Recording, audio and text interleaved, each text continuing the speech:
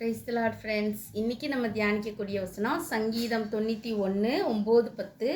எனக்கு அடைக்கலமாய் இருக்கிற உன்னதமான கர்த்தரை உனக்கு தாபரமாக கொண்டாய், ஆகையால் பொல்லாப்பு உனக்கு நேரிடாது, வாதை உன் கூடாரத்தை அணுகாது.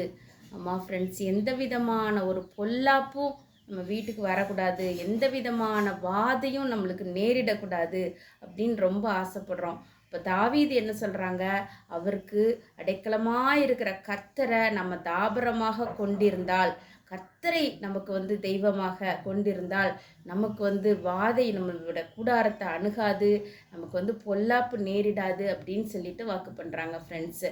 ஆமாம் ஃப்ரெண்ட்ஸ், கர்த்தரையே நம்ம தெய்வமாக தெரிந்து கொள்வோம். அவரிடத்திலேயே, அந்த உன்னதமான தேவனிடத்திலேயே நம்ம அடைக்கலம் புகுவோம்.